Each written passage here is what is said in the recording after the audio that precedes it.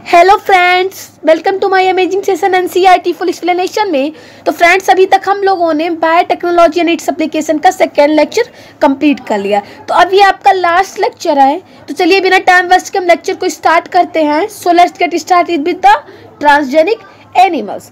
तो animals that have had their DNA manipulated to process and express an extra foreign gene are known as transgenic animals. ऐसे animals जिनके DNA में manipulation द्वारा एक extra foreign gene express होता है and जो अपना करेक्टर रिप्रेजेंट करता है, उसे हम लोग क्या बोलते हैं? ट्रांसजेनिक एनिमल्स बोलते हैं। समझ में आ गया आपको कि ऐसे एनिमल्स जिनके डीएनए में मैनिपुलेशन द्वारा एक एक्स्ट्रा फॉरेन जीन एक्सप्रेस होता है एंड जो अपना करेक्टर रिप्रेजेंट करता है, उसे ट्रांसजेनिक एनिमल्स कहते हैं। Transgenic rats, rabbits, pigs, sheep, cow and fish have been produced through over 95% of all existing transgenic animals are mice। ठीक है, transgenic rats, rabbit, pig, ship, cow and fish produce हो चुके हैं। उसके बावजूद present transgenic animals में 95% से अधिक क्या है? माउस है। ठीक है, 95% से अधिक क्या है? माउस है ट्रांसजेनिक एनिमल्स। ठीक है, how are these animals being produced? Okay, क्या है कि उस टाइप के एनिमल्स को प्रोडक्शन क्यों किया जाता? ठीक है, उस टाइप के एनिमल्स को प्रोडक्शन क्यों किया जाता है? How can man benefit from such modification? ठीक है, इस टाइप के मॉडिफिकेशन से ह्यूमन को क्या बेनिफिट है? तो let us try and explore some of the common reasons. अब हम कुछ कॉमन रीजन्स को पता करेंगे। तो चलिए देखते हैं। सबसे पहले हम normal physiology and development. Okay, तो इसमें क्या है कि transgenic animals can be specifically designed to allow the study of how genes are regulated and how they affect the normal functions of the body and its development. Example, study of complex factors involve in growth such as insulin like growth factor. ठीक है, transgenic animals का design specifically से इस प्रकार किया जाता है जिनमें जीन्स के रेगुलेशन एंड इनके बॉडी के डेवलपमेंट एंड नॉर्मल फंक्शंस पर पड़ने वाले इफेक्ट का स्टडी किया जाता है। ठीक है, समझ में आ गया आपको कि ट्रांसजेनिक एनिमल्स का स्पेसिफिकली से इस प्रकार डिजाइन किया जाता है कि जिनमें जीन के रेगुलेशन एंड इनका बॉडी के डेवलपमेंट एंड नॉर्मल फंक्शन पर पड़ने वाले इफेक्ट का स्टडी किया जाता है। फॉर एग्जाम्पल की अगर हम बात करें तो ग्रोथ में involve complex factors like insulin की तरह ग्रोथ फैक्टर की स्टडी। ठीक है, तो आगे देखते हैं कि by introducing genes from other species that alter the formation of this factor and studying the biological effect, the result information is obtained about the biological role of the factor in the body. दूसरी species के genes को introduce कराने के लिए factors के formation में होने वाले चेंजेस से होने वाले बायोलॉजिकल इफेक्ट की स्टडी एंड फैक्टर की बॉडी में बायोलॉजिकल रोल के बारे में इंफॉर्मेशन मिलती है। समझ में आ गया आपको? तो चलिए हम आगे देखते हैं, स्टडी ऑफ डिजीज की बात करेंगे। ओके, उसमें क्या है कि many transgenic animals are designed to increase our understanding of how genes contribute the development of disease. Okay, क्या होता है फ्रेंड्स कि मेनी ट्रांसजेनिक एनिमल्स इस टाइप डिजाइन किए जाते हैं जिनसे डिजीज के डेवलपमेंट में जीन की कंट्रीब्यूशन क्या होती है। These are specially made to serve as models for human disease so that investigation of new treatments for disease is made possible। यह स्पेशली डिजाइन किए गए हैं जो ह्यूमन डिजीज के मॉडल्स के फॉर्म में सर्व किए जाते हैं बिकॉज डिजीज के न्यू ट्रीटमेंट्स का इन्वेस्टिगेशन हो सके। ठीक है, समझ में आ गया आपको कि ये ऐसे स्पेशली डिजाइन किए गए हैं जो ह्यूमन डिजीज के लिए मॉडल के फॉर्म में सर्व किए जाते हैं बिकॉज डिजीज के न्यू ट्रीटमेंट का इन्वेस्टिगेशन हो सके। Today transgenic models exist for many human disease such as cancer, cystic fibrosis, rheumatoid arthritis and Alzheimer. Okay, today human disease like cancer हो गया, सिस्टिक हो गया, फाइब्रोसिस, ठीक है, सिस्टिक फाइब्रोसिस होता है। ठीक है, cystic fibrosis, rheumatoid arthritis and Alzheimer के लिए ट्रांसजेनिक मॉडल अवेलेबल। फ्रेंड्स, अब हम देखते हैं बायोलॉजिकल प्रोडक्ट्स। तो इसमें क्या है कि medicine required to treat certain human disease can contain biological products but such products are often expensive to make, ठीक है। कुछ ह्यूमन डिजीज के ट्रीटमेंट के लिए मेडिसिन की नीड होती है जो बायोलॉजिकल प्रोडक्ट्स से बनी होती है, बट ऐसे प्रोडक्ट्स को बनाना क्या होता है, बहुत ज्यादा एक्सपेंसिव होता है, ठीक है। ऐसे प्रोडक्ट्स को बनाना बहुत ज्यादा एक्सपेंसिव होता है। Transgenic animals that produce useful biological products can be created by the introduction of the portion of DNA or genes which codes for a particular product such as human protein alpha-1 antitrypsin used to treat emphysema. Okay. Transgenic animals जो useful biological product को produce करते हैं उनमें DNA के portion gene को introduce कराते हैं जो पार्टिकुलर प्रोडक्ट के फॉर्मेशन में पार्टिसिपेट करते हैं। फॉर एग्जांपल की अगर हम बात करें तो ह्यूमन प्रोटीन, ठीक है, अल्फा-1 एंटीट्रिप्सिन का यूज एम्फीजिमा के ट्रीटमेंट में किया जाता है, ठीक है। अल्फा-1 एंटीट्रिप्सिन का यूज एम्फीजिमा के ट्रीटमेंट में किया जाता है। समझ में आ गया आपको? तो आगे देखते हैं कि similar attempts are being made for treatment of phenylketonuria, PKU and cystic fibrosis. Similarly उसी तरह का phenylketonuria, PKU and cystic fibrosis के ट्रीटमेंट के लिए किया जाता है, ठीक है। सिमिलरली उसी तरह का attempt phenylketonuria and cystic fibrosis के ट्रीटमेंट के लिए किया जाता है। In 1997 the first transgenic cow Rosie produced human protein in reached milk 2.5 grams per litre. Year 1997 में first transgenic cow Rosie human protein इन reached milk 2.4 gram per litre produce किया गया, ठीक है। The milk content the human alpha lactalbumin छटका। ये आगे देखते हैं कि in 1997 the first transgenic cow Rosie produce human protein in reached milk 2.4 grams per litre, ठीक है। ईयर 1997 में first transgenic cow Rosie human protein इन reached milk 2.4 gram per litre produce किया गया, ठीक है। समझ में आ गया आपको कि ईयर 1997 में फर्स्ट ट्रांसजेनिक काउ रोजी से human protein riched milk 2.4 gram per litre produce किया गया। The milk contain the human alpha lactalbumin and was nutritionally a more balanced product for human babies than natural cow milk. इस milk में human alpha lactalbumin मिलता है जो human babies के लिए अधिक न्यूट्रिशनली प्रोडक्ट है, जो नेचुरल काउ के मिल्क में नहीं मिलता, ठीक है। ये जो रोजी काउ थी इसमें ह्यूमन प्रोटीन इनरिच मिल्क था पर लीटर कितना था कि 2.4 ग्राम था, ठीक है, जो नेचुरल काउ मिल्क में नहीं मिलता है। समझ में आ गया आपको?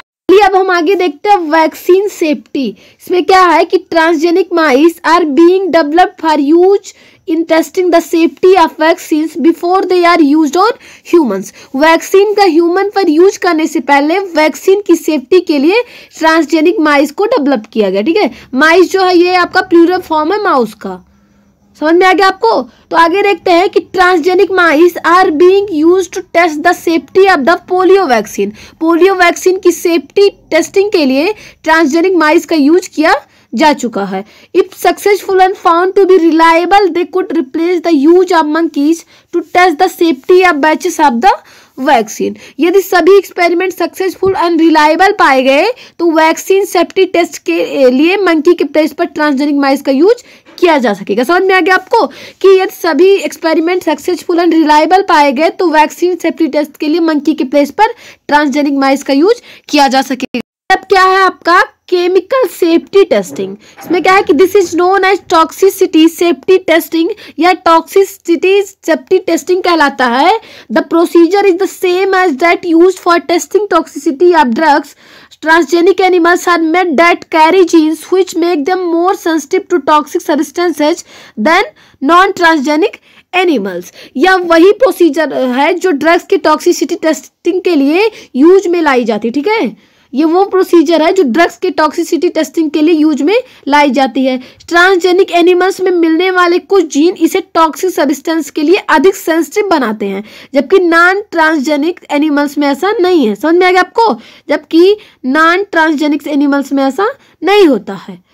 They are then exposed to the toxic substances and the effects studies. Toxicity testing in such animals will allow us to often result in less time.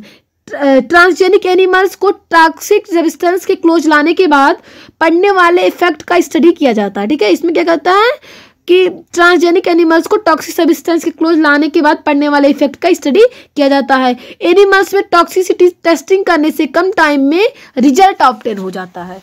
समझ में आ गया आपको? तो हम आगे देखते हैं फ्रेंड्स, इथिकल इशू के बारे में बात करेंगे। ओके, इसमें क्या है देखते हैं, इथिकल इशू। तो इसमें क्या है कि the manipulation of living organism by the human race can not go on any further without regulation. Human race द्वारा अन्य लिविंग ऑर्गेनिज्म से रेगुलेशन के बिना मैनिपुलेशन नहीं किया जा सकता है। ठीक है, समझ में आ गया आपको कि ह्यूमन रेस द्वारा अन्य लिविंग ऑर्गेनिज्म से रेगुलेशन के बिना मैनिपुलेशन नहीं किया जा सकता है। Some ethical standards are required to evaluate the morality of all human activities that might help or harm living organism. सभी ह्यूमन एक्टिविटीज के लिए जो लिविंग ऑर्गेनिज्म के लिए हार्मफुल या हेल्पिंग हो, उनमें मोरलिटी की इवेलुएट के लिए कुछ इथिकल स्टैंडर्ड की रिक्वायरमेंट होती है। समझ में आ गया आपको कि सभी ह्यूमन एक्टिविटीज के लिए जो लिविंग ऑर्गेनिज्म के लिए हार्मफुल या हेल्पिंग हो, उनमें मोरलिटी की इवेलुएट के लिए कुछ इथिकल स्टैंडर्ड की रिक्वायरमेंट होती है। Going beyond the morality of such issues the biological significance of such things is also important. ऐसे इशूज में मोरलिटी से इनमें बायोलॉजिकल सिग्निफिकेंस भी है। ठीक है, ऐसे इशूज में मोरलिटी से इनमें बायोलॉजिकल सिग्निफिकेंस भी है। समझ में आ गया आपको? तो आगे देखते हैं कि genetic modification of organism can have unpredictable results when such organism are introduced into the ecosystem. Organism के जेनेटिक मॉडिफिकेशन के तब अनप्रिडिक्टेबल रिजल्ट निकल सकते हैं जब ऐसे ऑर्गेनिज्म को इकोसिस्टम में इंट्रोड्यूस कराया जाए। Therefore, the Indian government has set up organizations such as GAC, Genetic Engineering Approval Committee, which will make decisions regarding the validity of GM research and the safety of introducing GM organisms for public services. Okay, क्या होता है कि Indian government ने ऐसे organisation को setup किया है like GEAC, genetic engineering approval committee. Okay, ऐसे ऑर्गेनाइजेशन को सेटअप किया है कि जीएम रिसर्च रिलेटेड वर्क की वैलिडिटी एंड पब्लिक सर्विस के लिए जीएम ऑर्गेनिज्म की सेफ्टी के बारे में डिसीजन लेगी। समझ में आ गया आपको? समझ में आ गया इतना आपको? तो आगे देखते हैं हम क्या है कि the modification usages of living organism for public services as food and medicine sources for example has also created problems with patient granted for the same. Okay, public service की बात करें अगर हम, for example food and medicine sources के लिए living organism के modification and usages जो इनके ऑर्गेनिज्म के लिए पेटेंट ग्रांटेड की प्रॉब्लम क्रिएट हुई। समझ में आ गया? सब आगे देखते हैं क्या है कि there is growing public anger that certain companies are being granted patent for products and technologies that make use of the genetic materials, plants and other biological resources that have long been identified, developed and used by farmers and indigenous people of a specific region or country. Public में इस बात को लेकर angry की है। ठीक है, public ने इस बात को लेकर एंग्री की है कि कुछ company genetic materials, plants and other biological resources का यूज कर बनने वाले प्रोडक्ट्स एंड टेक्निक के लिए पेटेंट ऑब्टेन कर रहे हैं, जबकि यह बहुत टाइम पहले से डेवलप एंड आइडेंटिफाई की जा चुकी है। फार्मर्स एंड स्पेसिफिक रीजन या कंट्री के लोगों द्वारा इनका यूज किया जा रहा है। समझ में आ गया आपको कि फार्मर्स एंड स्पेसिफिक रीजन या कंट्री के लोगों द्वारा इनका यूज किया जा रहा है। तो आगे देखते हैं फ्रेंड्स क्या है कि rice is an important food grain the presence of which goes back thousand of years in Asia's agriculture history. Rice एक इम्पॉर्टेंट फूड ग्रेन है जिसके बारे में 1000 ईयर्स पहले एशिया के एग्रीकल्चर की हिस्ट्री में प्रेजेंस है। इट मीन्स कि एशिया के एग्रीकल्चर हिस्ट्री में पहले से ही डिस्क्राइब है। समझ में आ गया आपको? There are an estimated 2 lakh varieties of rice in India alone. एक गेस के अकॉर्डिंग ओनली इंडिया में राइस की अबाउट 2 लाख वैरायटीज है। ठीक है, राइस की 2 लाख वैरायटीज है। The diversity of rice in India is one of the richest in the world. Okay, India में राइस की जो डाइवर्सिटी है वो वर्ल्ड की रिचेस्ट डाइवर्सिटी में से एक है। ठीक है, राइस के लिए इंडिया में जो डाइवर्सिटी है वह वर्ल्ड की रिचेस्ट डाइवर्सिटी में से एक। ये फ्रेंड्स अब हम आगे देखते हैं क्या है कि basmati rice is distinct for its unique aroma and flavour and 27 documented varieties of basmati are grow in India. Basmati rice अपनी स्मेल एंड फ्लेवर के लिए फेमस है एंड इसकी 27 वैरायटी आइडेंटिफाई की जा चुकी है इंडिया में। ठीक है, इसकी 27 वैरायटी आइडेंटिफाई की जा चुकी है इंडिया में। There is reference to basmati in ancient text, folklore and poetry as it has been grow for centuries. Okay, ancient text जो है फोल्कलोर पोइट्री में बासमती का रेफरेंस है, जिससे यह पता चलता है कि यह कई सेंचुरी पहले से ग्रो कराया जा रहा है। ठीक है, बासमती कई सेंचुरी पहले से ही ग्रो कराया जा रहा है। In 1997 an American company got patent rights on basmati rice through the US patent and trademark office. Year 1997 में एक अमेरिकी कंपनी ने बासमती राइस पर US patent and trademark office द्वारा पेटेंट राइट प्राप्त कर लिया था। This allowed the company to sell a new variety of basmati in US and abroad. इससे कंपनी बासमती की न्यू वैरायटीज को अमेरिका एंड अब्रॉड में सेल कर सकती थी। ठीक है, इससे क्या था कि कंपनी बासमती की न्यू वैरायटीज को अमेरिका एंड अब्रॉड में सेल कर सकती थी। समझ में आ गया आपको? This new variety of basmati had actually been derived from Indian farmers varieties. Basmati की यह न्यू वैरायटी एक्चुअली में इंडियन फार्मर्स की वैरायटी से डिराइव की गई थी। Indian basmati was crossed with semi dwarf varieties and claimed as an invention or a novelty. Indian basmati को semi dwarf variety से क्रॉस कर न्यू सर्च या एक न्यू नोवेल्टी का क्लेम किया था। ठीक है, एक न्यू नोवेल्टी का क्लेम किया था। The patent extend to functional equivalents implying that other people selling basmati rice could be restricted by the patent. समझ में आ गया आपको कि फंक्शनल इक्विवेलेंट के लागू होने के बाद, ठीक है, फंक्शनल इक्विवेलेंट के लागू होने के बाद इस पेटेंट के द्वारा अन्य लोगों तक बासमती का सेलिंग रिस्ट्रिक्टेड हो सकता था। ठीक है,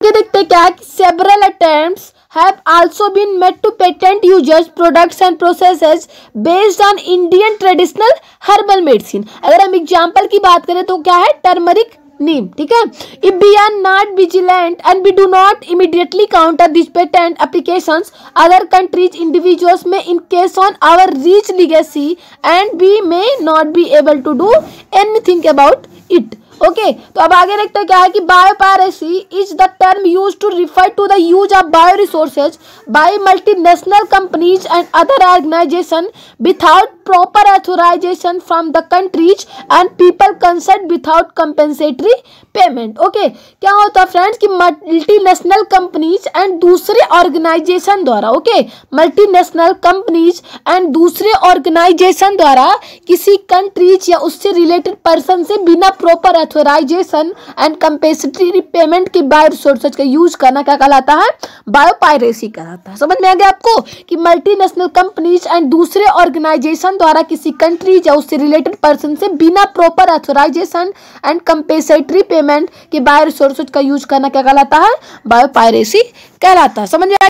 तो आगे देखते हैं क्या है कि most of the industrialised nations are rich financially but poor in biodiversity and traditional knowledge. Okay, बहुत सारे इंडस्ट्रियलाइज्ड नेशंस फाइनेंशियली बहुत रिच हैं बट उनके पास बायोडाइवर्सिटी एंड ट्रेडिशनल नॉलेज की कमी है। ठीक है, उनके पास किसकी कमी है, बायोडाइवर्सिटी एंड ट्रेडिशनल नॉलेज की कमी है। In contrast the developing and the under developed world is rich in biodiversity and traditional knowledge related to bio resources. Okay, इसके opposite developed under developed world biodiversity and bio resources से related traditional knowledge से rich है। ठीक है, इसके opposite develop and under developed world biodiversity and bio resources से related traditional knowledge के rich हैं। समझ में आ गया? तो आगे देखते हैं कि traditional knowledge related to bio resources can be exploited to develop modern applications and can also be used to save time, effort and expenditure during the commercialisation. Okay, क्या होता है फ्रेंड्स कि बायो रिसोर्सेज से related traditional knowledge का use, ठीक है, bio resources से related traditional knowledge का यूज मॉडर्न एप्लीकेशंस में किया जाता है, जिसके बाद इनके कमर्शियलाइजेशन के दौरान टाइम, इफर्ट एंड एक्सपेंडिचर को बचाया जा सकता है। ठीक है, किसको किसको सेव किया जा सकता है, टाइम को, इफर्ट को और एक्सपेंडिचर को सेव किया जा सकता है। इट मीन्स कि बचाया जा सकता है। There has been growing realization of the injustice, inadequate compensation and benefit sharing between developed and developing countries. Okay, developed and developing countries के बीच injustice, inadequate compensation and benefit की शेयरिंग के लिए रियलाइजेशन ग्रो हो रही है। ठीक है, क्या ग्रो हो रही है? रियलाइजेशन ग्रो हो रही है। Therefore some nations are developing laws to prevent such unauthorised exploitations of their bio resources and traditional knowledge. इसके कारण कुछ नेशन ने अपने bio resources and traditional knowledge के बिना पहले ऑर्डर के यूज पर रेजिस्टेंस के लिए लॉ को डेवलप कर रहे हैं। ठीक है, वो एक लॉ को डेवलप कर रहे हैं। The Indian parliament has recently clear the second amendment of the Indian patent bill that takes such issues into consideration including patent terms, emergency provisions and research and development initiative. Indian parliament ने recently Indian patent bill में दूसरा amendment clear किया है जो ऐसे issues को consider करेगा जिसके according patent terms, emergency provisions and research and initiative development include है। समझ में आ गया आपको? ये बात समझ में आ गई कि इंडियन पार्लियामेंट ने रिसेंटली इंडियन पेटेंट बिल दूसरा अमेंडमेंट क्लियर किया है जो ऐसे इश्यूज को कंसीडर करेगा जिसके according patent terms, emergency provisions and research and initiative development include है। तो फ्रेंड्स, आपका लेसन समाप्त हो गया है। Thank you.